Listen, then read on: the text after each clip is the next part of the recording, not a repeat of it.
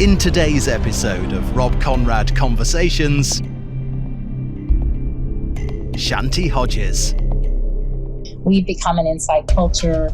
You know, we don't go outside in the cold. We don't go outside in the wind and the rain or a hot weather. So it's really important. Like, we do need to get back in touch with being outside. And so the earlier you get kids interested, the better it's going to be, the more that you will impact your child's decision making. What started as a hiking trip with her baby But I just was like, oh, I'd rather be outside, wouldn't you? Like, who wants to go outside, me? is now a global movement, moving millions. So we're actually 250,000 in our Facebook groups around the world. Wow. I didn't know when I started this that I would end up with 300 different Facebook groups that we'd have to manage. The publicity, it's a little overwhelming for my family. Join the conversation now. Welcome to Rob Konrad Conversations. Conversations with extraordinary people that motivate and inspire. Learn, grow, and impact lives. Subscribe now and hit the bell icon for a new conversation every week. Here comes the sunshine and burns away clouds like they never were. Hey and welcome, this is Rob Konrad from Switzerland. Sometimes seemingly simple ideas can have an amazing impact. In 2013, when Shanti Hodges started hiking with a newborn baby and just 5 other moms to connect and to enjoy the outdoors together, she didn't expect that 5 years later, the idea would have grown into the organization it is today, with over 300 branches across the globe, over 2,500 monthly organized hikes, and over 180,000 member families. So I'm glad that the founder of Hike It Baby found some time between running her organization, her family, and of course, hiking, to talk with me today about why it's so important that we spend more time outdoors, how you can get started, and what it means to run a nonprofit organization of this size. Thank you very much and welcome, Shanti Hodges. Hi, thanks for having me on. Wonderful. I feel a bit bad we're not doing this like outside, but at least... I heard everyone do meetings with me outside, so this wouldn't have worked out though, although you could have flown over here. Yeah, well, maybe we'll at some point, but yeah, and it's, well, here in Switzerland, it's dark outside, so there wouldn't be much to see anyway, so yeah. So 180,000 member families, right? Is it still the latest number? Because we have people that consider themselves part of our organization, but they're actually just on our Facebook group, and they really use our group to chat with each other, ask questions. I'm thinking of getting this backpack. What carrier should I get? I'm traveling to Europe. What carrier should I take? You know, that kind of stuff. So we're actually 250,000 in our Facebook groups around the world. Wow. Okay. But you know, there's also people come and go. I mean, over the years, we've had at least well over 100,000 people register on our website, whether they're active now or not. I think where we're actually really, truly active is we have about 25,000 people who hike on a regular basis, meaning they're very active, very involved. As an organization like ours grows, people it goes through ups and downs. It's not like it just grow. And that's the thing. Right now, we're actually sort of in, not a down, but we're trying to level it out because we got so big so fast and it was too much. It was like, I didn't know when I started this that I would end up with 300 different Facebook groups that we'd have to manage. I didn't know we'd have this calendar that's it's really complicated, the online details and the technical, you have to be a webmaster to learn all this. We don't program our own website because it's so complicated. Yeah. But what's really cool is the impact it's having on community after community, and that now that we're 5 years old, our intention is very much to grow strong and solid and really service people, and not just grow wild. Okay, so you do have to cultivate it after a while. You can't just let it go. Otherwise, let it grow wild. Yeah. If it's really cool that it would grow that fast, but it can also end up, a freight train that collapses, that just crashes. Absolutely. So do you ever sit back and think holy shit, this is quite big? Every day. It's hard because I was just saying this to someone the other day. When I started it all, I didn't really understand what it meant to be a public person. Like, Mhm. I thought, oh yeah, no problem. Like, I'll be the front runner because you need someone like leading this charge, this movement, so that there's like a face and a child to identify with and a mom to identify with. But God, once you become a really public person, then you have to like, I don't think anyone, I mean, some people, they're like, I want to be an actor, I want to be famous. But I didn't want as much publicity as I got. And now that I have the publicity, it's a little overwhelming for my family. And so we've had to actually step back a little bit and say, like, Okay. hey, organization, you have to run this without me, because it's really hard on my child. Like my kid, after the summer, we had cameras following us and it was really cool. But my son was like, Mom, I'm not the hike it baby anymore. And I was like, Yeah, wow, like, true. it's my duty as a parent to like, he just wants to go hiking. He doesn't want to like have to be like the leader and the, you know, have everyone there and taking pictures of us. And so yeah, it's hard when you take on something like this. You don't think a nonprofit's going to end up with so much publicity and so much, you know, you just think you're doing a good act of like, let's just get people outside. Yeah. So I'm sure you've told the story a million times, but if you could just quickly recap how you got started. Yeah, I mean, really, because my husband worked in Alaska and he was 3 weeks on, 3 weeks off on a rotation. I kind of knew he was going to be going back to work. He took 9 weeks off when we had our child. But then it was like, wow, I'm going to be alone. And I was kind of like, I didn't mind. I'd always, you know, I'd hiked. It wasn't like I was inexperienced. I just, the thought all of a sudden of having this child, like, how am I going to buckle my buckle? How am I going to, like, what if the baby throws up? What if the baby starts crying and I'm all alone and I'm really far away and like my husband isn't home to come pick us up, or, you know, so there was a lot of panic. And I mean, part of it's probably just hormones. Sitting inside in a room with a bunch of women and it was like a new mama group and it was cool. Like everyone was really awesome, but I just was like, oh, I'd rather be outside, wouldn't you? Like, who wants to go outside with me? So we were sitting inside and I just said, does anyone want to meet me next week? And 5 women showed up the first week and 11 the following week. And then some dads started showing up. And then I met this dad who was a stay-at-home dad, and he and I became super good hike buddies, and we would host like 4 hikes a week together. And so it just became this thing. And I really didn't want it to just be a mom group. I wanted it to be a community of people that were just trying to get outside together and spend time. So you could have grown-up time, even though you were doing this either stay-at-home thing or you wanted to spend more time with other families outside on weekends, whenever, in the evenings, and just have a hike anytime you wanted to go. Yeah. Okay. And then, so at what point did it really explode to the size it's now? So.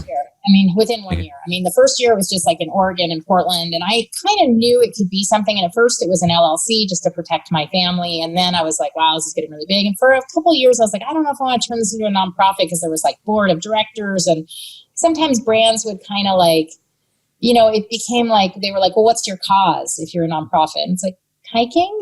I have to explain to people that like, you know, it's just like, to people were like, well, why don't you just have a thing where people pay per hike and it's like, no one wanted to pay to hike because hiking's free, but they weren't realizing like it actually took a lot to run all this. So I was really torn. And I also wanted it to be a really free thing. I didn't want people to have to pay a lot of money to go out and do this. It's like, if it's a class, then you have to really charge something and have a whole company behind it. If it's a nonprofit, you don't necessarily have to charge, but you really have to go after grants, and you have to go have a system, and you have to have a program.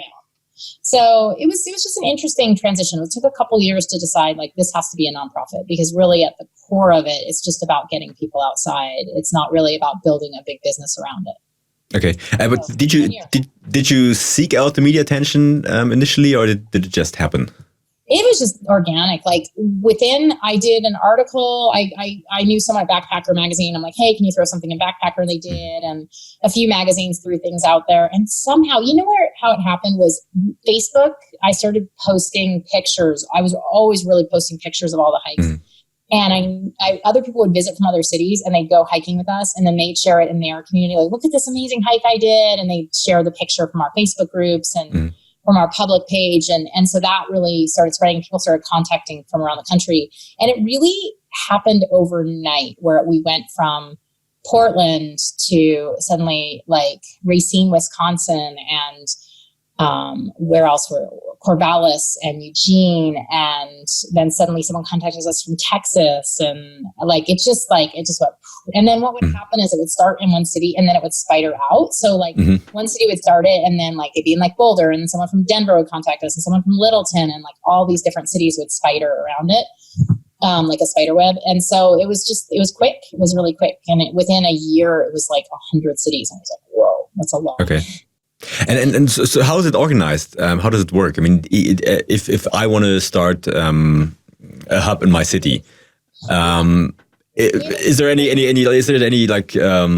checks on what I'm doing, or is there any program I need to follow? Is there any structure that I need to follow? So how does it work? Yeah, we really had to put a program in place. It was a little bit hard for a while to do that because I was just like, no, I just want people to like freely hike. But then, things started happening. Like people would post their businesses, like, their person-to-person businesses, like, buy my oils, buy this, buy that, like all this stuff. So we were like, okay, we have to put a system in place. Otherwise, it's just going to go wild. And then also just the liability of like people hiking all over the country. We just needed to have a system. So we created an ambassador program where people could sign up to be an ambassador.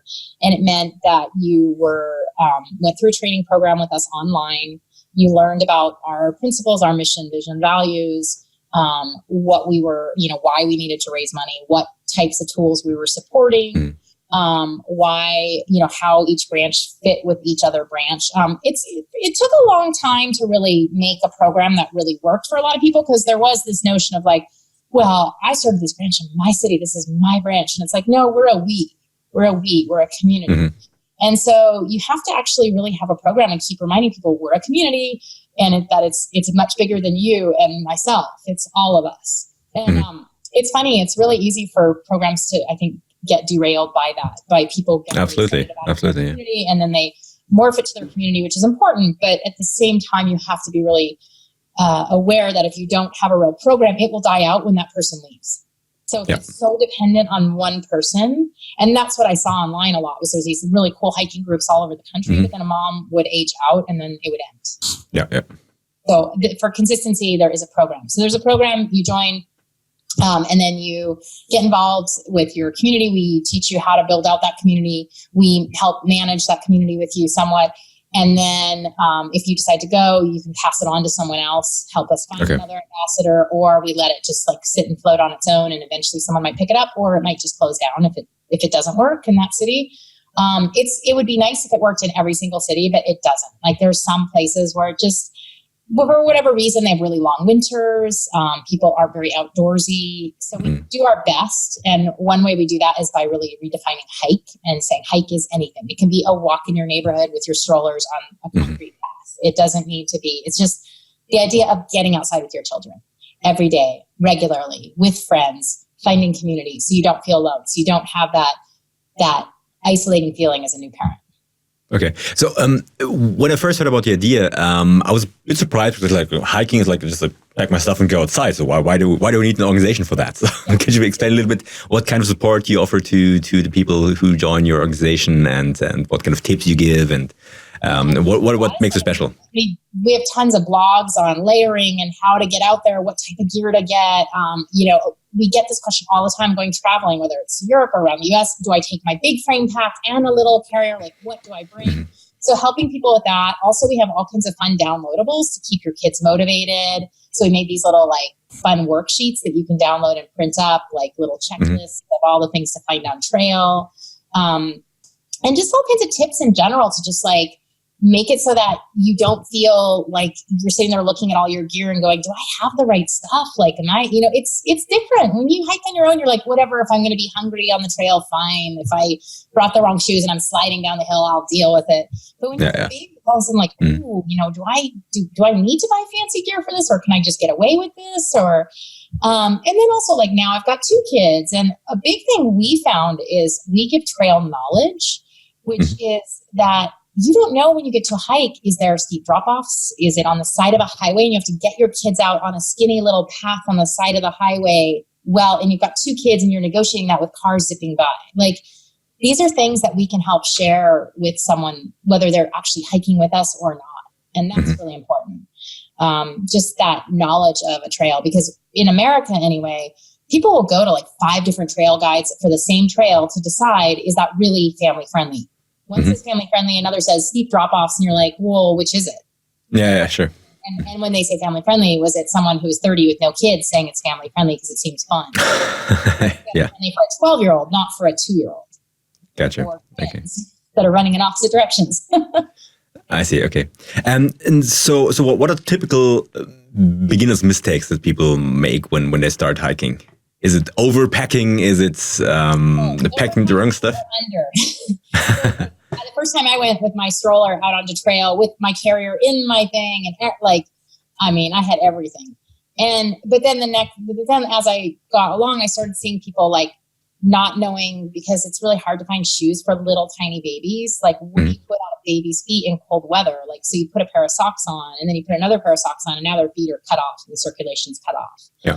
So like, just understanding what layering means, and like how much, or people overdressing their kids to way too hot, right? Like, and they're not thinking about, oh, they're up against my body, so they're really, I don't need to put that giant down suit on them when they're up against my body underneath my jacket.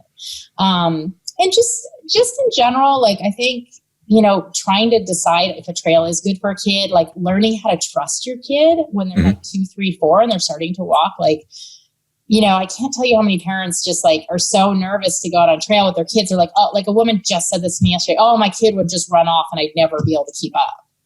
Like, we're there as a community will then go out with us, and that kid will get held back by other kids because those other kids will keep them busy and engaged. Or my kid won't go anywhere. They just get to the trail, they sit in the middle of the trail. Well, if you're with a community, they won't sit in the middle of the trail. They'll want to keep going with all the kids. So there's a lot that comes with community that people underestimate. And we've had a lot of people say that to us. They didn't know they were going to need us till they found us. Okay. So what do you think? What's the thing that made you so successful with your organization? Is it that community aspect that people kind of bond together and get to know new people and learn from each other?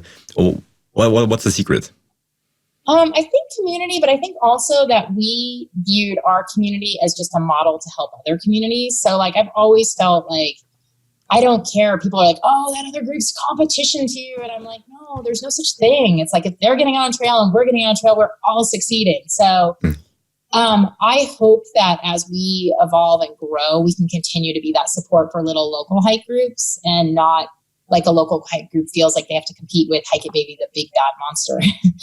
Like that's what happens when you become the biggest organization, is that people will try and vilify you and say that you're going to try and put all the other hike organizations out of business. It's not like that at all. It's like, we're a tool, and I hope that we can continue to evolve, and because we're big, get the resources to make tools for all the little hike groups to use us. And my long-term goal was like, what if we can insure all those little hike groups? Because I get really nervous seeing people just taking kids out and just being like, do you know that like, if anything happened to you on that hike with a kid, like that could be so bad for your family. It's like, it's not like that in all countries, but America has a lot of legality and liability, especially when it comes to children. So there's that. And then also just to be kind of just a guide for families getting out there, and especially for communities that maybe don't want to be part of Hike It Baby or that are part of their own community. We find like, I know I've been in some cities and there's like a strong African-American presence community, and there are already groups, and they're like, we aren't interested in Hike It Baby, but I hope we can be a support tool for groups that do want to have their own community. And so that we can share fun downloadables and tips and, and be support in any kind of way, discounts on product, stuff like that, giving away free product. We have a new program we just got a grant for, and it's called Littlest Hiker. And we're going to be going into 5 cities around the country and actually really working hard to get families in the hospital when they're like still fresh, and just be like, get them on trail from really early on. And then really focus especially on getting people of color and families that do not normally access the outdoors because it's just not part of their culture. How do we reach out to those communities so we can get beyond just what the person to person, family to family, middle class family to middle class family is really typical. And so it'd be nice to broaden and get beyond that, but it does take really strong initiative and intention to make that happen. When we had our pre-interview, that's something we talked about, that there are big cultural differences in who hikes and who's not hiking. So it's not really a stereotype that people who typically hike are those middle class white families, and that's not a stereotype. That's how it is, actually, right? Well, it is, but it's also because of the imagery we see. So we work really hard at not creating imagery that's false, but really finding out and reaching out to members of the Hike a Baby community who are people of color, who are really getting out there and being like, what was it about this community that drew you in? Why are you here? And can we help? Can we have you tell your story so that you will encourage other people to know this is like not a scary group to join. It's a great way to get outside. I do think having been in the outdoor industry for 20, 25 years, when I think back to even like me, for example, getting into mountain biking, like I never saw a woman on a mountain bike 30 years ago when I was like starting to mountain bike. 35 years ago, you didn't see a woman on a mountain bike in a picture ever. So why would I didn't have any role models. So in the same thing in hiking, if all you're seeing are, I hate to say it, but like one of our biggest sponsors is Deuter, and I love them to death, but they're from Germany. So like a lot of their imagery is going to come out of Germany. And that is most likely going to be a fairly white family if you see a family photo. And so it's really important that us Hike It Baby, we with all intention, really work hard to show that lots of families are getting out and your family can get out, but you're only going to be interested if you see families that look like your family. And that also includes like getting older parents out, older grandparents out. Whatever we can, we show grandma who's 75 out hiking with her 2-year-old grandchild, or great grandchild, because we want to show that hiking is a sport that you can do and keep getting outside from a really young age. And it's so healthy for the whole family. It's such a good, it shifts families' energy towards each other, towards their community, towards nature. And when you teach children from a really young age to have a connection with nature, they're going to take care of it. That's just a proven fact. So let's talk a little bit about the benefits of hiking and of being outdoors. You mentioned it brings family together. It creates a sense of bond, I guess, between members of the family. But what are other benefits that you've seen? I just think like it really can, if you're having a bad day, your day can't be bad once you get outside, right? Like even if your day goes bad when you get outside and you're like, it's snowing, and then you slip on the snow and it's still like you start laughing at yourself because you're just like, oh my God. Like there's just the benefits of the outdoors, everything that we're finding now, your brain changes in the outdoors, your chemistry, your body, your children. You can see a child that's just wound up in the house and the TV's on and there's noise and the dog's barking and they're just all wound up, and you get them outside and it's just like quiet and they're just suddenly like laughing and playing in a mud puddle or climbing up on a tree stump, or it just changes their energy. It changes your energy. Like if you were having a bad day with your child, get outside and I promise you your day will turn around. And it's something you mentioned, I think in another interview, that it's really never too early to get started, because there's a point when it's almost too late, when people are in fourth grade and they're already used to PlayStation and whatever they do. So it's really good to start early, that they get used to it and they get to enjoy it from an early age, right?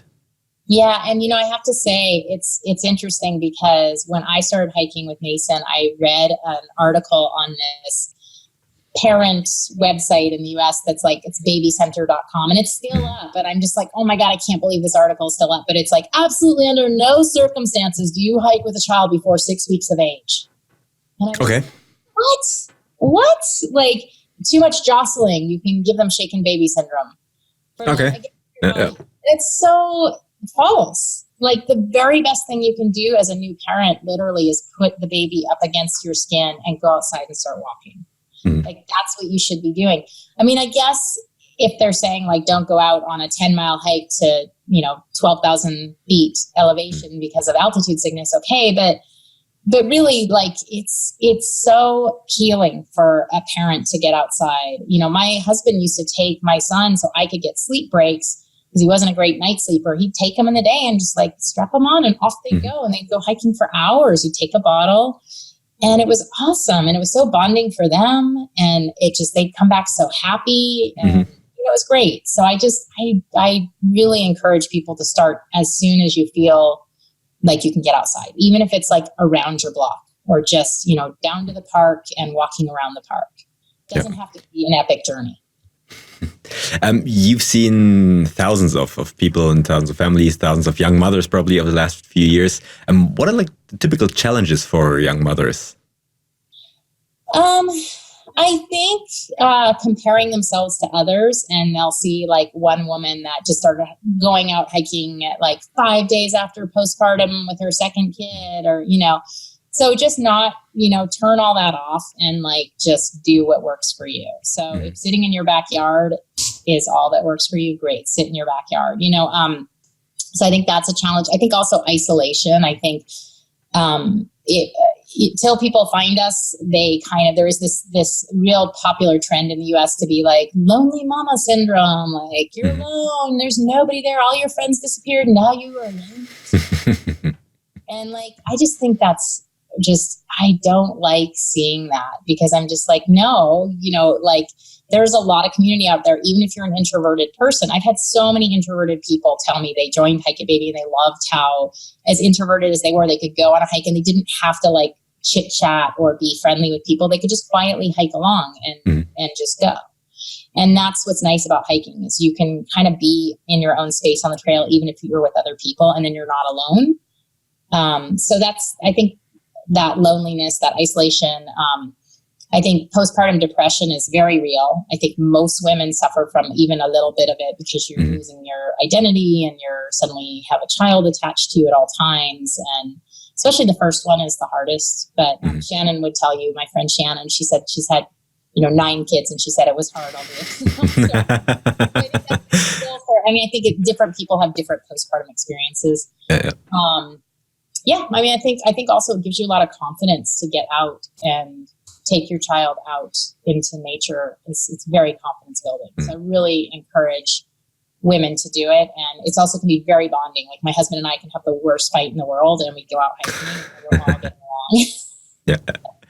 And it's also great exercise. I mean, it's a nice way to exercise, especially after you've just given birth. I mean, you can't probably, you're not feeling like going running in the first couple of weeks, but like having a walk and, doing very low impact hiking. Yeah. That's something you always can do. And that's even good for you. And it gets everything in place and gets circulation going again. And then it's really good for your well-being if you're a newborn mother. Chemistry in your brain, it will change your brain chemistry. It's been proven. It like even a little walk it has hours of an effect after you come back too. It's not just like you're getting affected just when you're doing that huffing and puffing and walking.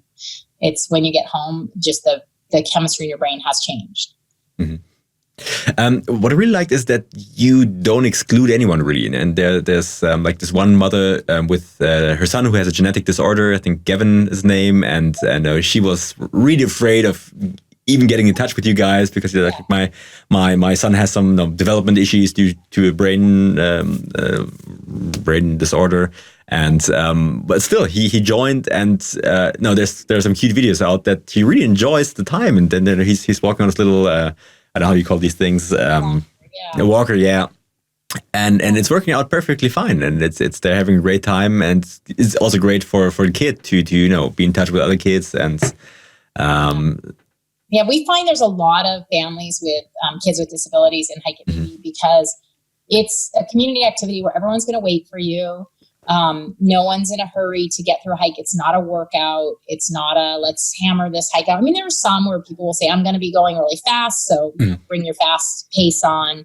But really, for the most part, a majority of what we do is really just a focus on bringing kids together. We really like it when kids have differences and disabilities, because to normalize that and make it so that my sister's son has Down syndrome. And so my son's grown up with Saki having Down syndrome always. But for him to also see that other kids have differences from him, that not all kids are like him. And actually, as Mason's gotten older, we discovered he has sensory processing disorder, which is just really common and a lot more common than people think. Like in the past, it would have been when a kid gets in school, they say, oh, that's a bad kid. But really, these bad kids often have sensory issues where sound bothers them, smells bother them, lights bother them. Okay, I understand. And what's great is in the outdoors, you actually, you don't have that. You really cure that and help that. And so it's really great to see kids that may not get along in classrooms or at library hours or these things that are like sort of supposed to be for all kids, you know, little fairs or, you know, painting, you know, you go to these little painting things and like my son couldn't do those. He would have like bopped kids on the head and thrown paint. But in Hike It Baby, that was like, okay, if he bopped a kid on the head, like we all worked it out. It was like those parents in the outdoors really seemed more understanding of rougher play and just more like let the kids work it out more and let kids, you know, or if kids fall down, like parents are much more inclined in the outdoors to let kids work it out. And like with Gavin and Brandy, like she said, her physical therapist just kept saying, what are you doing? Like he's excelling so much further than we had expected. And it was because he was seeing all these other kids walking and kids would come up and want to borrow his walker and walk with it.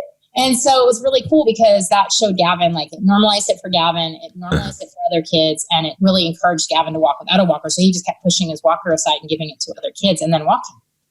Oh, so nice. Okay. It's awesome. I mean, different cities have different examples of that, but we've had a lot of parents with kids with feeding tubes, with oxygen that just feel like so it's so nice to go out with other families that are going to not look at their kid like they're weird or different, where they feel like maybe out of place in other situations. Okay. And if someone says, look, my kid has certain special needs, I guess you also have experience with how to handle that, and you can give advice and know how to cater for these special needs that they might have.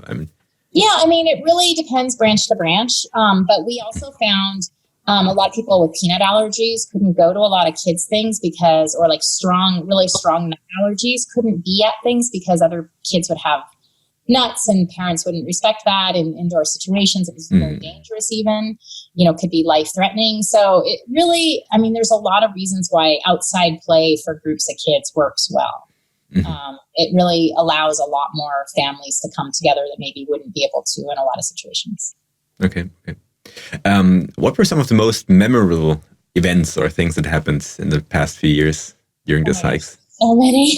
I feel like they're every day. I mean, for me, it's just that daily I get an email from someone saying, thank you. You don't know how much this impacted my family. And when I see that, I'm just like, wow, like it's all you guys, it's all the community, but it's really nice to also see that. So that's great. I think the thing that's most memorable is just how many times I've seen over and over, like when the hurricane happened hurricane down in Houston, when the fires happened in California. We had a mom in New Jersey who had a child born early and she was new to the community, and everybody just rushed in and like took care of their house and and their baby was in the NICU in the emergency care for 3 weeks, and they all took care and fed her whole family, fed her dog. So we've seen so much of that where the community acts in a similar way to a church or, an organized fashion where they just come together and I mean, I remember the very first few months we started Hike It Baby, a woman was on trail talking about how her family was really struggling that month financially. And she was just like, yeah, even shopping's been a challenge. Well, another mom went out, gathered a bunch of women, and they gathered some money, and they went and did a huge grocery shopping and brought it and dropped it off at her house. Wow. Okay. And like, you just hear that kind of stuff and you're like, oh my God. And like, that happened in Portland. And I know I've heard it over and over that it's happened in other communities. And people coming up with clothing for each other. A family gets a pack stolen, like a frame pack, and other family will donate one. I mean, and brands coming in and helping in that way too. I mean, there's just been so many instances of just people helping people. And that's what I love about community is that when you create a strong community, people really identify with it and they see the impact of just hiking together, what it's done, and then they feel this love and then they carry it forward, and it creates a pay it forward community. Okay. Talking about love, I'm sorry I have to ask this, but I was just curious when I read it. Your husband proposed to you on a trail and said in a very strange way, apparently. We had we have a really funny on and off relationship. I don't think we ever meant to get married and have a kid. And lots of people say that story. We were really different people, but it's really, he sort of nervously proposed to me on trail because at that point I was pregnant. And we just weren't sure about, what our future would be, but it just seemed like it was the right thing to do. And then that said, it was still really hard the first 2 years. I always tell people when they're thinking of breaking up in their first 2 years of having a child, go for a hike, work it out. Don't do it because the first 2 years are so hard. It's it's a change of who you are. You lose your identity. You're suddenly in a relationship, for Mark and I, it was Mark and I, and now we're in a relationship with this third person. Yeah, and the focus just shifts to that other person there completely. So different. And it's hard. And then, you just got to keep working at it. And I'm so happy that we worked through everything and that we, I think the trail saved my husband and I so many times. So and actually every time I hike on that trail where we first decided okay, we're going to get married. Oh my God, we're going to do this. We're really doing this. It holds a special place. It's also the very first trail I ever hiked on with Mason by myself, and the very first Hike It Baby hike we ever did. It's just sort of it's a very common town trail in the town we lived in. It was nothing. There wasn't an epic view to it. There wasn't it was just a common trail that we hiked every day. That was very familiar. And I love that because that's also the beginning of Hike It Baby. It was about, the common. I wasn't saying to people, go find an epic waterfall hike with your babies. I was saying, go find the trails in your town that you can all do together and that you can create community and create memories on. Okay. So, yeah, thanks for sharing.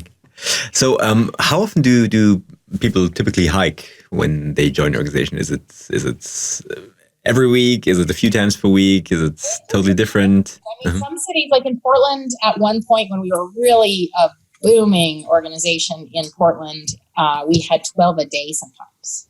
Wow. Okay. But right now, maybe 4 a week, it just depends. And it goes through waves too, or we have a really active ambassador who fires up a whole bunch of people and gets them all excited. And then all these people start hiking. So it depends. We have probably we at one point did have about 2,500 hikes a month. Lately, we've been around 2,000. It's also winter, which slows us down. Also, a lot of hike groups started after us because they saw the success of our group, and that probably pulled away from some of ours. But again, like I said, we're not trying to be the biggest, most badass. We're just trying to encourage and inspire wherever we go. So if it means another group takes off and has a bigger presence in a community, that's awesome. And it's all just getting people outside. So we just encourage people to use our calendar and post because it actually helps us to be able to talk to parks in different cities and say how many hikes are happening in this park at this time. So we're a record keeper of what's happening across the country for hiking for families. So absolutely. Literally in some parks, like in Portland, we noticed after we started doing a ton of hikes there that I even talked to a park ranger about how I wish there was more nursing benches at the beginning of the park trailhead because I could only get so far on the trail. And a lot of the benches were way further in. And then all of a sudden a bench appeared. Okay. On the trail right at the beginning. And I'm like, that's awesome. So I don't know for sure that we had that impact, but they knew how many hikes we were doing there and how many new moms were coming. And to have a nursing bench when you're starting is so nice. So you're because you're not really able to hike and nurse and stuff. That comes with time. Okay. So, yeah. So it's lots happening out there. So if I want to get started, what do I do? How do I get in touch with you? And how do I find my group, my chapter, or how do you call them? We call them branches. Branches, okay, yeah. Branches of a tree. And we thought that early on because it really is you need that strong root system and then those branches to branch off and really blossom.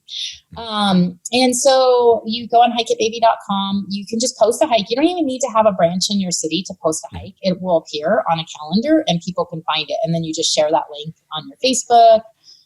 You share it with people around you. You can become an ambassador and start a branch in your city, or you can You can also just join a branch that exists, or you can just post hikes and people will come. It's, not every area, like I live in southern Utah, which is really remote. I mean, there's a lot of little cities. And so we sort of encompass the whole area, and it's probably like 10 cities around, little cities. And, and it's like maybe an hour drive to some things, maybe an hour and a half. I mean, people still do it. They'll drive quite just a long distance to find a community to hike with. The other thing for this area, for example, people will come from out of the city or out of the country, out of the state, like all over, and they'll hike with us because they know about our calendar. So you can use it and travel and go to other cities. Like if you came to America and you were traveling around, you could just go from city to city and find hikes to do through the calendar. Okay. So you've grown into a really big organization. So you have like how many people are working for you currently in terms of the management of the organization? Yeah, like 13 employees, but then there's like probably over 600 ambassadors, and those are people that are running their cities. And then there's people that work, about 100 people that work on teams that help us manage different aspects. So like training or our trail guide or helping with relations with different cities, with grants, with grant writing. So there's all these different teams. And so what's cool about it too is that people that join can also just join and decide to help us on a national level and learn all kinds of skills. So learning blogging, learning about newsletters, learning about photography, how to inspire, cities, to work with government. We have one woman who actually got elected to a government position after she was part of Hike a Baby for a couple of years, because everybody knew her in the park system because she was always the Hike a Baby lady in the park. Yeah. And so she actually is now on the park commission, and she's just like, I never in a million years would have thought of myself becoming like a politician and like getting elected to this position. She was so excited, and she's like, I feel like I'm faking it. I go to these meetings with all these grown-ups and I'm like a politician in the room with them, so it's like, it's really neat to see how Hike It Baby can affect people and change their lives and give them a different insight to maybe even different careers they want to have because they worked with us and volunteered with us. Okay. So with the donations that you get, so it's $10 per year to join? Yeah, $10 a year. It really helped. We didn't have it, but I have to say people are a lot more accountable, and they're a lot more likely to show up, and they're a lot more likely to submit hikes. And then it helped us have a base to know how many people were really truly involved with us by doing that. Okay, and that money is used to cover expenses and to pay for the people who are full-time engaged in the organization and everything. Yeah, and it's also used. We have a $30 one that people can pay, and then that helps us bring more people and create programming to get more people out onto trail and reach out more to people. We have a $100 lifetime membership that you pay one time, and it's all for your whole life. The branch ambassador fee is $50, but then it's like sort of sliding scale too. We understand that not everybody has that, and if you really are passionate and you want to get involved, there's so many ways to get involved in volunteer time. And the branch ambassador fee goes to training. We have a pretty comprehensive training program online and technology and all that. So the technology it's a huge piece that I think a lot of people are just like, oh, we'll just have a Facebook page. Well, Facebook can shut down tomorrow. Like, you don't own Facebook. You don't run Facebook. Sure. And they change things all the time. And people are like, well, I'm not getting notifications about anything anymore. And it's like, that was Facebook. We didn't do that. And so it's really important to us that people realize that a website is another piece. Like, Facebook is an awesome communication tool. Our newsletter is great, but our website is also something that ties us together across the whole country and shows you where you can go do things and people you can connect with everywhere. Okay. And then how do you keep control over the 300 groups? Is there do you check on them every now and then, or how does it work? I mean, I was just wondering. We have the ambassadors. We ask them to be accountable and be responsible for their groups. Occasionally we've had groups go kind of crazy rogue-ish, I guess. But for the most part, no. I mean, if you just say, this is the expectation, this is our mission, this is our vision, this is our values. If we share those, then great. Let's make this group happen. We've never had to shut a group down or anything like that.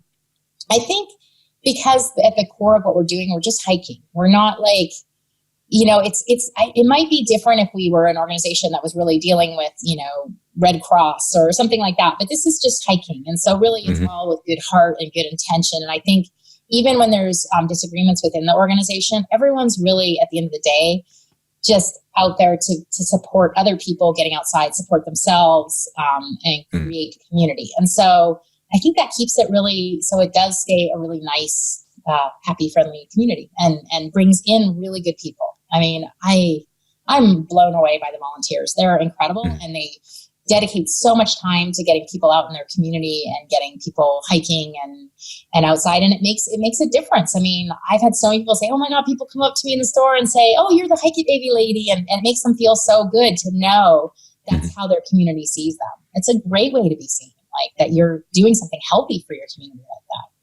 like that. Okay. So you talked about your vision. What's the vision of Hike It Baby? What's the long-term plan? Well, so many plans. Really, right now, just stability for the organization, so it's around for a long time. We are launching a trail guide in January, which is super exciting, which will make it so you don't have to go to 5 different websites now. You can go to one website and find out, is this really a family-friendly trail? And that you don't need a membership for. Everybody can use that. Anyone. It's accessible for all. And so really just like making it so when people join our organization, they feel that support, they feel that love, they feel connected to others. They feel like they really got something out of being part of the community, and that it helped them raise their kids in a really fun, outdoorsy environment. And that we supported them in taking risks and going out in the middle of winter or going out during a rainstorm or, learning about how to read a map or, all those things. So that's the thing, is just continuing to improve upon supporting people. That's the long-term vision right now. Okay. In terms of memberships, you talked about 1 million members would be the next big goal. I wanted to see 1 million people on trail. And, in some ways, I think we probably have done it in that not only have we gotten a lot of people out, but we've inspired other organizations to get people out and to grow. And we've helped other organizations grow in a healthy fashion too, so that they didn't blow up like us. We have a couple of sister organizations and sister brother organizations that we support. And so I think we've gotten there in a lot of ways, because when I started, I found a few online hike groups, but they were like in one town, in Colorado, and then one was in Wyoming, or, like they just there wasn't a consistent group across the country. So, we've done it, and we've impacted a lot of other people and inspired a lot of other people. So I feel like we've done it, and my goal is just to keep getting people outside and to show the outdoor industry that like getting outdoors isn't just like climbing a big mountain or rappelling down, or it's not just like hammering it out on a mountain bike or surfing the biggest wave out there. It's really like starting with just like creating outdoor lovers from childhood, where children they'll open your eyes. You go out with a child and they look at a ladybug and they're just fascinated, and you're like, wow, I would have passed right by that ladybug. Or, I still always think about this tiny little red spider that my son found on the ground that there's no way I would have ever in a million years seen that spider. And he's like, wow, look at that spider, look at it. And it was like microscopic, and he saw it. And sure enough, it was this tiny little spider. And those experiences are so important. And so that's what I hope we keep influencing and inspiring, is us to all slow down and get down to that 2-year-old level and appreciate and enjoy being outside. Absolutely. And I think it's really important, because what I've noticed, and also some of the people I've talked to, they keep saying the same thing. There are a lot of kids nowadays that kind of have lost touch to nature and to reality in a way. So they're enclosed in this system within cities, and they never go outside. And it's sometimes it's scary how little they know about nature and how things work. And it could be things like gardening, or even just knowing where food comes from. And it's like anything that gets them in touch with nature is so critically important for their development, and also just doing things with their hand, going outside and climbing trees, even if it's just little branches, but just going there and having the experience that they are not falling down if I just climb this little thing, and that does so much for them in terms of their sense of being and who they are and what they can do. It's critically important, and we need to do more to get people outside and to get kids outside and to have these experiences. Yeah. I mean, it's so important now more than ever because it's so easy. We've become an inside culture. Mm-hmm. We don't go outside in the cold. We don't go outside in the wind and the rain or a hot weather. Oh my God, how am I going to go outside in hot weather? I mean, it's really important. Like, we do need to get back in touch with being outside. Mm-hmm. And so the earlier you get kids interested, the better it's going to be, the more that you will impact your child's decision making when they want to, when they're a teenager, when they're older, when they start thinking about things they want to do with their kids. Yeah. What did you learn about motherhood? Oh, from hiking or from the past 5 years that you've been doing this? I mean, you've seen lots of mothers, and I mean, in a way, it's reducing the whole thing to mothers. It's not only mothers, but it's parenthood, I guess. But parenthood, but motherhood in particular. Okay, so our tagline for Hike It Baby is "Parenthood is an adventure. Bring it outside." And I'd say I learned that. Like, if parenthood is not going well, if motherhood is not going well, just go outside. I've done it at 8:00 at night when I should be putting my child to bed. I'm like, no, this day is not going well. We're going hiking. And I've really done that. Okay. So I really learned just that, there's no book, there's no guide, there's nothing that can teach you anything but your gut. And if your gut says, like, get outside, go get some exercise, go, explore a little more, trust it and go with it. And I think the big thing I've learned in the last 5 years is releasing fear. It's so easy to be scared when your kid's climbing up something huge or like going near a ledge. You're like, no. And I actually have learned in the last year that all the no, go away from that cliff, go away from that edge has not been good for my son because he's really a cautious person anyway. And he is quite careful and thoughtful. And so I noticed he started getting really mad at me whenever I would do that because I'm not trusting him. So I really have had to learn, you really have to pay close attention to what kind of child you have. And if you have a child that can be trusted, let them, they're not going to get, as long as it's not like a 1,000-foot drop, but if there's a little bit of a ledge, like, let your child go to the edge. Give them some free rein, even though it's so scary. Like, it's so hard to watch your kid climb that tree and like they're they can so fall. Like, you do that because that is going to give you a strong child. And if they break their arm, they break their arm. Like, you will survive it. They will survive it. So just really, like, it's so hard to let go. Like, you're going to have to do it when they're 18. So you might as well start when they're 3. It's true. It's a huge thing especially for mothers. I think mothers can just be so like, I see my husband, the way he'll be with my son, and I'm just like, oh my God, like, it's okay to have some cautiousness, but let go, like, let go of your child a bit, let them explore, especially in the outdoors, especially in nature. Don't let them go running off in the shopping mall, but if you're outside and they can go ahead of you on the trail, let them go ahead. Let them be the leader, because that's going to make them a stronger child. And that's going to make you a stronger person too, because you're trusting yourself. You're trusting your gut is saying your child is a smart child. And sure enough, your child runs ahead and comes back and you were right. Yeah. And kids are not as stupid as we sometimes think. They do stupid stuff, but they're, in many senses, if you let them just go wild, then they're quite reasonable. So they know their boundaries. They will learn how far they can go, and they will maybe test it a little bit. But no, they're not stupid. They're not going to jump off a cliff just to jump off. At least in most cases, that's what I've experienced. I've seen there are kids that are like you're like, oh, I'm so glad that's not my kid. But then you know where the boundaries are with your kid, and get a really good harness. And you don't help. Not averse to leashes.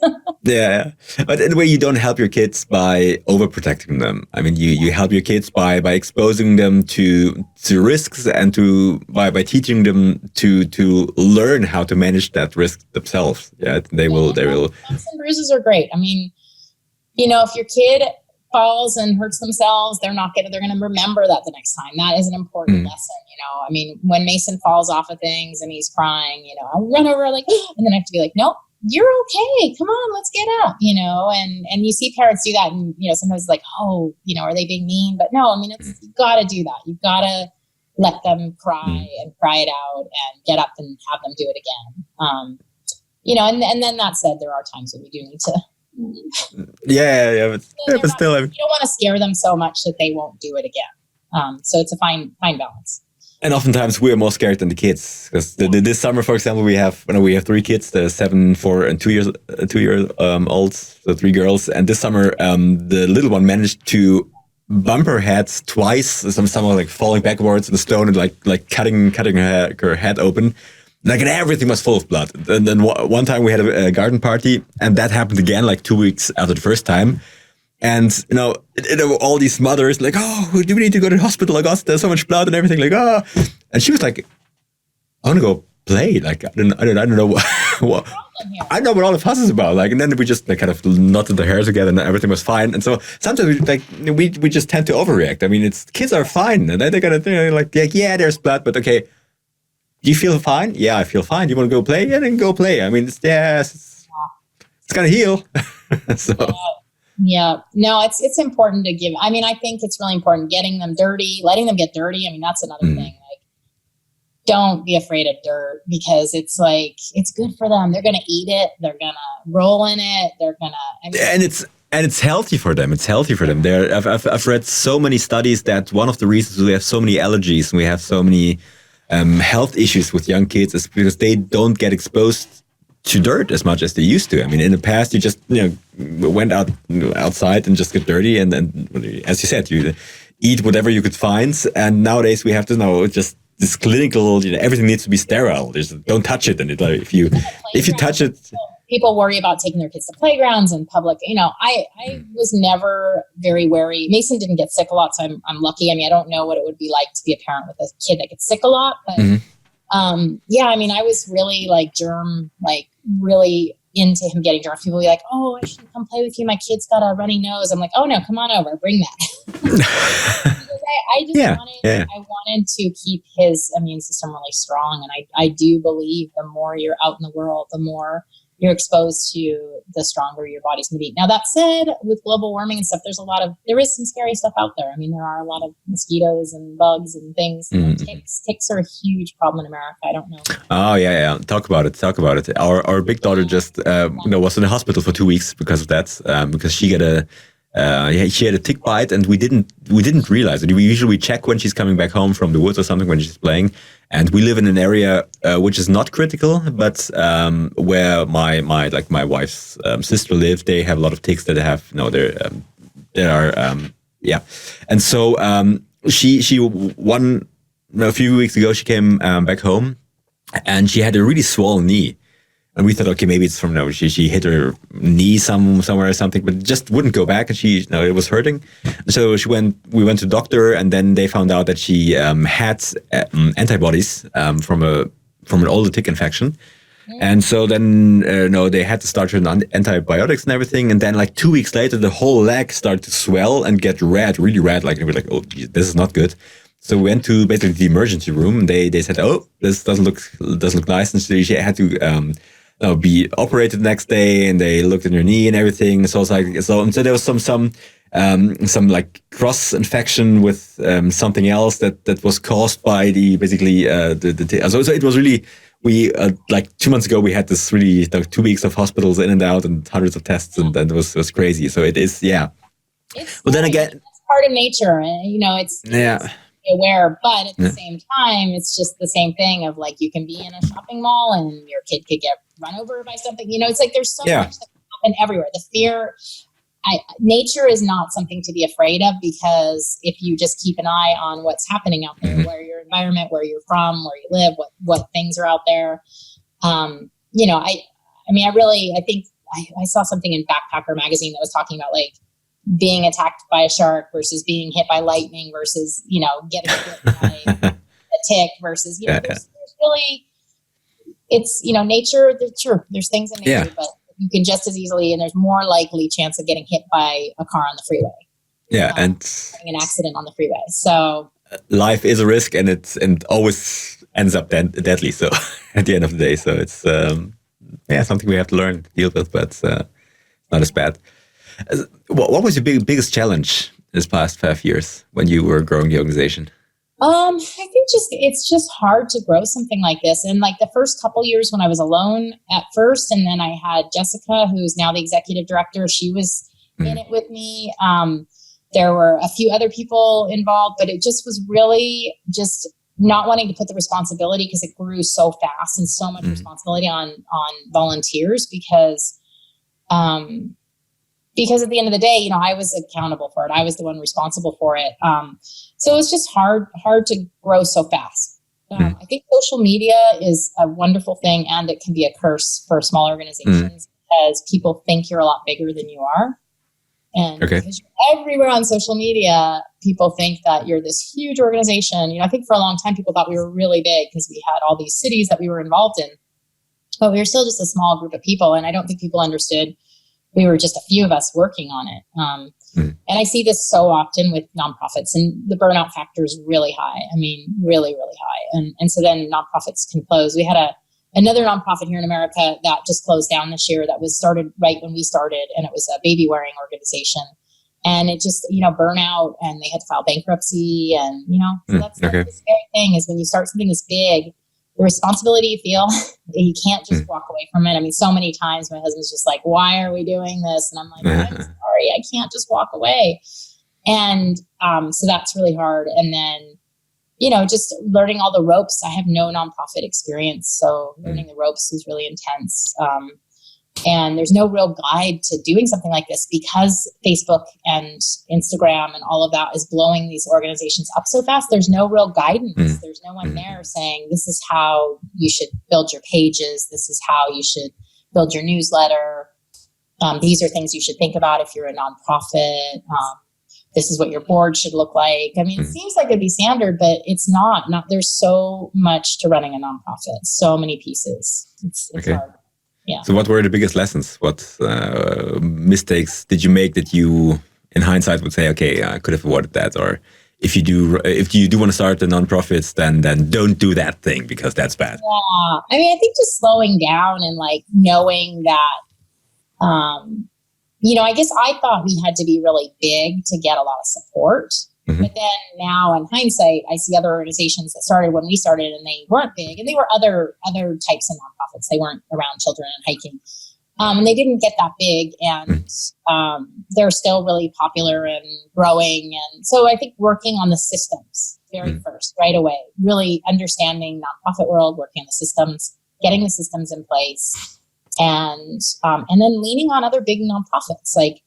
I've been going more and more to big nonprofits and saying, hey, help us understand this. We just went to a really big one the other day, and we're like, hey, what are you doing about your international stuff? Because we are dealing with international stuff. And it was great to hear what they were doing, because we view them as this huge multi-million-dollar nonprofit, and that they were struggling with it. We were like, oh, phew.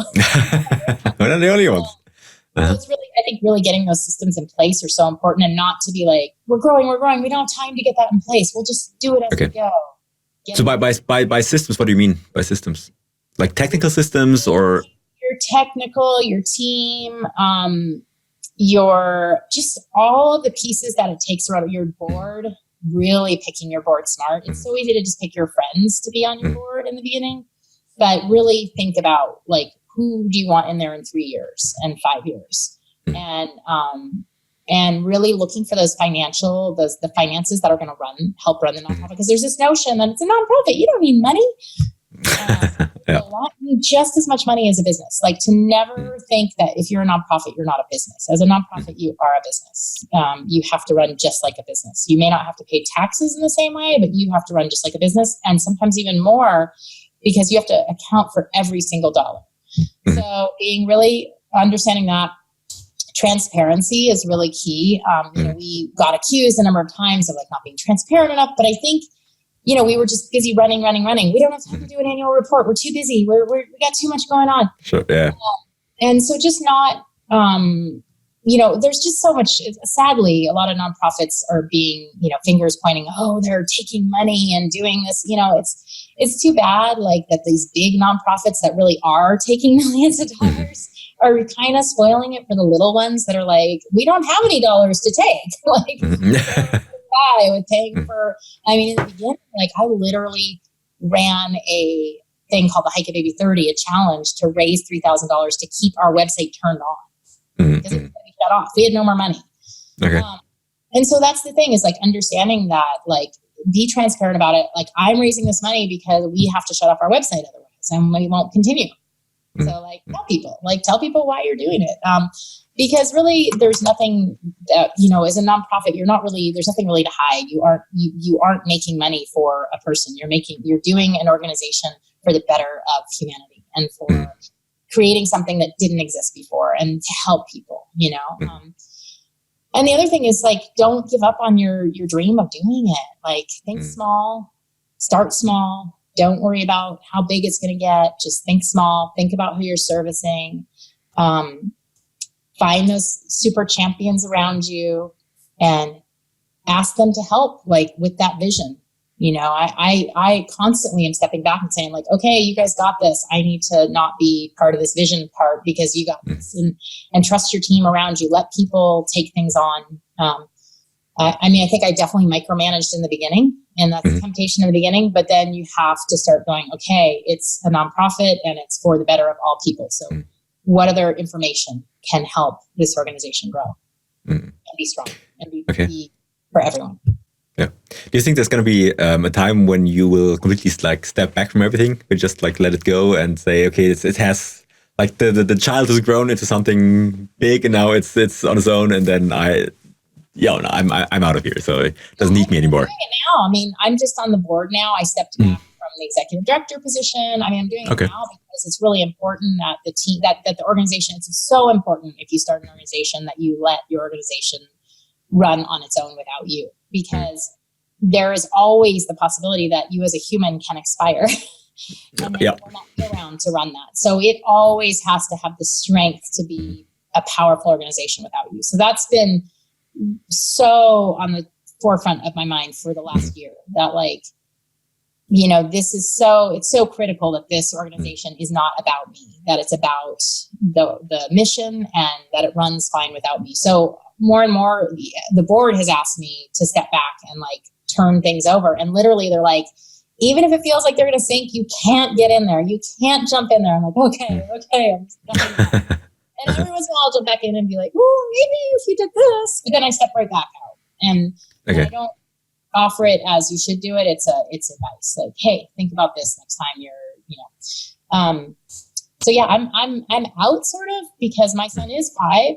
And I want to always be on the board, be on part of the vision growing, but I have lots of other movements I want to help. And so that's the thing. I've learned so much from this that I would love to continue helping other organizations. And so that's why it's important that I'm not so tied to mine that I can't step over and help other people, help other organizations grow. Okay. So what are these organizations? What are the next projects for you?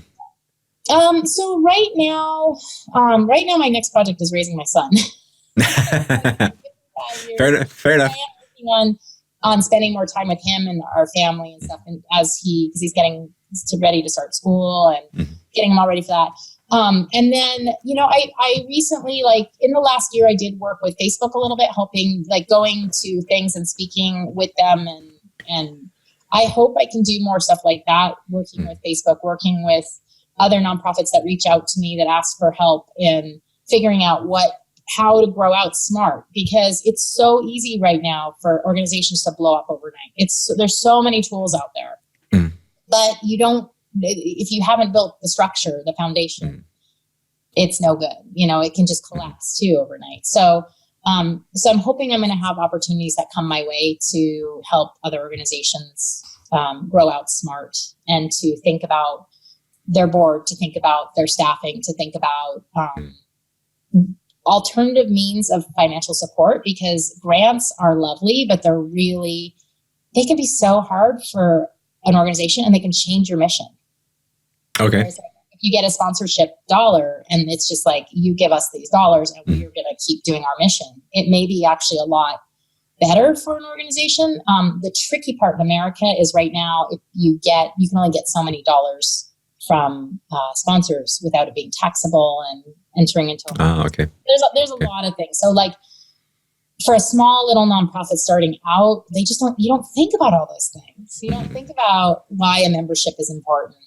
I'm watching another small organization I love that started out and they didn't think about, they were like, oh, we're just going to be a free thing. And now they're starting up a membership thing and they're just like, oh man, we have to. And I was like, yes, you have to. And when I started doing a membership, I was like, no, I don't want to have a membership fee. And other organizations said to me, you have to. So it's important to have people with experience that have been through it to be able to help coach organizations coming up on how to build strong and smart. Okay. You mentioned your, helping humanity and bringing humanity forward. What worries you about the state of humanity and the state of our planet? Just that we're not connecting in real life. There's such a huge movement for online, like, oh, you can be part of this community on whatever XYZ platform, whether it's Facebook or Instagram or whatever. And, but Snapchat it, whatever it is, but that's not real life. Like nothing can replace people connecting in a circle and talking on trail around a campfire.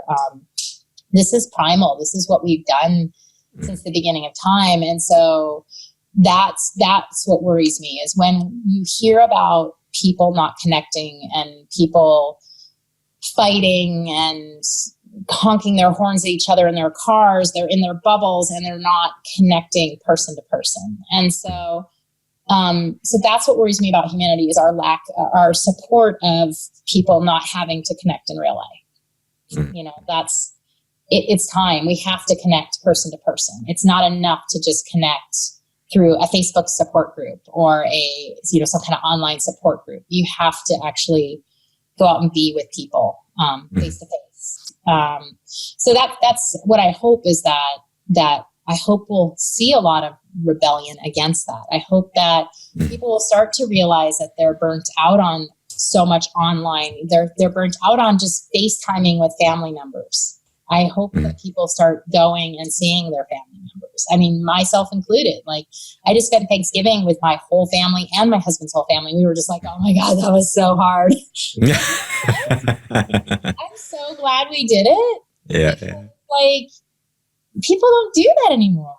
It used to be like when I was a kid, I remember families getting like huge families get-togethers and stuff. And it just happens less and less. Like, oh, too far to travel, too expensive, So, and we have this online tools that allow us to not go see our family anymore because you can see your grandma that's anytime true. you want by just picking up your phone.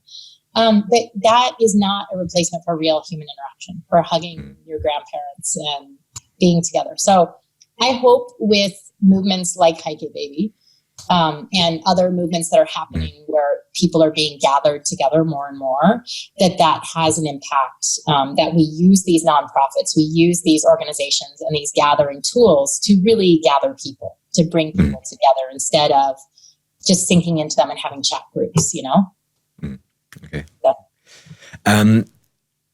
I just want to quickly talk about your book. You've published a book called Hike It Baby.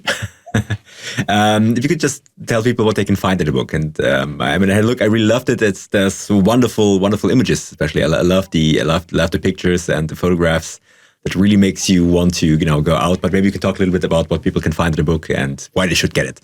Yeah. So the book was really fun and really hard. It took a year, and I sort of shouted out to the Hike It Baby community, to the Adventure Mamas community, to a couple other hike groups I was a part of, and said, hey, what are the best hikes out there across the country to get out and adventure with little kids? And so I got a bunch of different hikes sent back to me. I worked on where could I find good photos for them? What were the best hikes? And put the book together, and it was awesome. I mean, it feels like, I wrote it, but it feels like it's a collective of all kinds of great adventures by all kinds of families. There was lots of involvement by other families, sharing their stories, sharing their places, sharing their pictures. And so that feels great because it feels very real. Like, it's not just like a cookie cutter guidebook, And it was really, I'm excited that that's out in the world now, and that it's also opens up a possibility for other people to do guidebooks like that, and for people to see that like family guiding books, family outdoors books are really important to getting people outside. So yeah, that's on Amazon. It's on IndieBound. You can buy it online all over the place. So that's, it's great. It's out. I hope I get to do more. We'll see. I mean, I've talked to the publisher. We've talked about some other book ideas. This year it was too fast turnaround from when that book came out to like getting it together to do another one. So maybe in 2020 we'll see another book. I hope that the Hike a Baby community, I hope we can do something more localized too, for different states maybe, or different regions, because it wasn't enough. Like 100 hikes was really a lot of writing. It's like a 370-page book. Yeah, it's not enough. It's not like there's like, that was like some states didn't get any trails, and some states had like 4 trails. When you start looking at the US and then the world, I mean, there's just so much out there. It wasn't enough. Yeah. Well, international versions would be nice. I mean, I loved the idea. I loved, the descriptions of the hikes and everything. So I really, I think, why is there nothing like that in that form for Switzerland, for example? Because we have a lot of great hikes where we are. I'm so surprised. I would think you guys would totally have something like that. Yeah, well, but they're probably like general hiking guides. But then again, it's, as you mentioned in the beginning, it's like, what does it mean? Yeah, it's family friendly. Yeah, does it mean, is it like a 2-hour hike for us carrying the kids, or is it like 2 hours with the grumpy 3-year-old that doesn't want to walk, or is it like 2 hours for 2 16-year-olds? So that's the kind of stuff you don't find. That's the kind of stuff that at least I never found when I was looking for it. I know. I've tried to encourage, like even like Backpacker magazine here in the US. We're really partnered up with them on a bunch of stuff. When you get your membership, you get a free issue of Backpacker. Good to know. And it's got beautiful pictures and great articles, but I'm always like, you just need a little icon that like dots on the page on articles that are like, this is family friendly, like family approved, Hike a Baby approved. Oh, I wish they would do that on their magazine, because that would really help when you're reading through the magazine. Because I've looked at things in there and I'm like, I wonder if I could take Mason there. There's nothing in here that tells me if I could take Mason or not to this adventure. Especially when they're international, or, that's even more daunting, because the further you get away from the US, then you're like, okay, that's in whatever country. Is that going to be safe for little kids? Like, what does it take to get there? And So I hope that there's more guides that come out for the world, because I think we are at a point when people are very transient. People do travel a lot with kids. So. Yeah. And I mean, we experienced it ourselves. Like 2 years ago, we were hiking and we were like 2 hours in, and then it's like, yeah, it's okay for families to go there, and everyone's like, that's fine. And then we reached the point where like the big warning signs, like, okay, now is the point where you need to put your kids onto ropes, because it's like 500 feet fall left and right. Like, okay, someone could have told us before we went there. Yeah. So it's like, so I had a rope, luckily, but we didn't have any harnesses or something like that. So that's something we bought afterwards. Now we have it. But like at that point I was like, oh shit, that doesn't feel too comfortable. If you like this big warning sign, like, okay, from now on it's going to be dangerous. Like, okay, what does it mean? So it's really common. And I think that a lot of trails don't warn you, or, they warn you when you're already deep in and you're like, oh, well, now we can turn around, or you get there and you've driven 45 minutes to get there. Exactly. Oh, how are we going to do this? I've had people tell me that about a lot of the national parks. A lot of them are really friendly in the US, but like you have to know which one. Like you go to Glacier and there's not a lot of trails for little kids, or like here in Zion, there's a couple, but a lot of times people will be like, oh, so we're going to try and stroller around Zion. And you're like, no. Like I had some friends that came, and they were from Argentina and Italy, and they were like, yeah, we're just going to stroller through the park. I'm like, no, you won't be able to hike anything in Zion with the stroller. So I loaned them a carrier, and they were like, oh no, carrier hurts our back. And they had this really old junky carrier, and I loaned them one of mine. They were like, this is amazing. So I sent them off and away with it, because it does make a difference. Like you need to know what trails are good. And if you're going out into the trails, like what gear do you need to get out there? Okay. Yeah. Shanti, there's 2 last questions that I have, and I'm always asking this question to everyone that I'm talking to. And the first question is this about extraordinary people, so people who make a change and make a difference in this world, and who do things like getting hundreds of thousands of people to hike and to go outdoors. So who is someone who you would consider extraordinary? So I was thinking about this question, and the person that right now I'm just loving and I'm loving following her is Myrna Valerio. Mm-hmm. She is the Myrnavator. She motivates thousands of women to get out running. She's a very body positive person. She's a plus sized ultra runner. So I don't know her clothing size, but she gets to the trailhead and to the races, and people are like, "Are you sure you're running this? Are you?" Now is, but she used to get a lot of that. And so she's just incredible. She just blows my mind. She's super fun to talk to. She's also African American, and so I really like that I can kind of ask her my uncomfortable questions, like, "Oh, am I allowed to ask this question?" Like, not that you want to be leaning on your friends that are African American for that all the time, but I do feel really comfortable sharing a lot of things with her and learning from her. And she has just an incredible way of approaching the world and approaching all people. And she is, when I look at her, she to me is the ultimate American that you want to meet. Just like full of energy, full of life. She's a mom. She's a singer. She's a performer. She's a writer. She has a book out. I mean, she's just like Renaissance woman. And I feel so lucky that she's my friend now. And I met her through Instagram, and I saw a video of her, which, you've got to post a link for this video. I saw this REI video of her, and I was like, I need to meet that woman. I got to meet her. And she's just blown my mind ever since.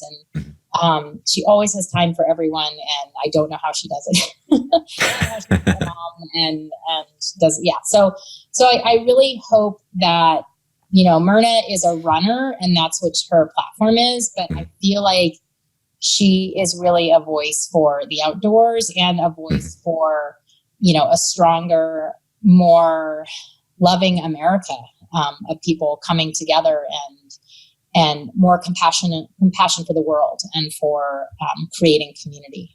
She's just doing it by just living and walking and running the example, and people are just following and flocking after her, and it's awesome. So she's my extraordinary person. Wonderful. I'll definitely reach out to her. And the last question that I'm always asking, and then I want to close it with this, is to anyone who's watching or who's listening to this, what's your message? What's your message to the world? Get outside. If you're having a bad day, if you're having a good day, the outdoors are beautiful and will heal so much. Just simply going and sitting in the woods or sitting in the desert or sitting for a moment of silence and taking in the world. Nature gives us so much that we can never get from, our busy lives. So that would be my message. Oh, and perfect timing. It sounds like there's a kid walking in. Wonderful. Shanti, thank you so much for your time. Really appreciated it. And we'll stay in touch. And I hope you come to Switzerland to go hiking one time. We have wonderful... Yeah. We so have to go. I said to my husband, I'm like, we're going here. Definitely. Yeah. Well, be my guest. Definitely. It's would be a big pleasure. So thank you very much for your time. And we'll talk soon. Okay. Bye-bye. Thanks. Cheers. Bye-bye. Thank you for watching, and in a few seconds you'll hear about the extraordinary person that I'm going to talk to in my next conversation. But before that, I need to ask you for your help.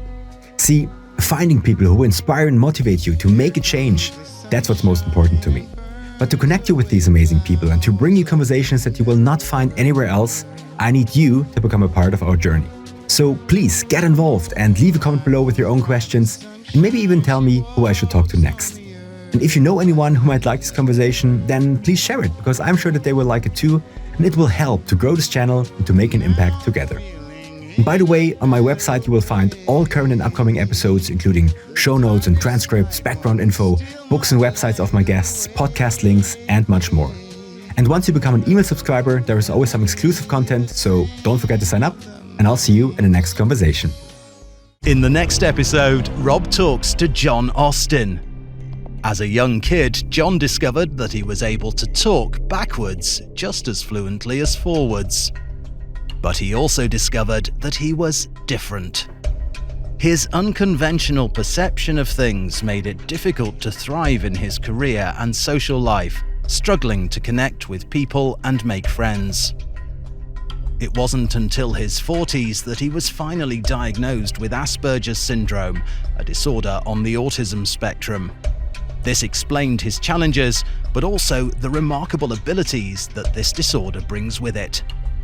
Rob and John talk about being different, what has changed since his diagnosis, the world of opportunities his unique talent has opened up for him, and much more.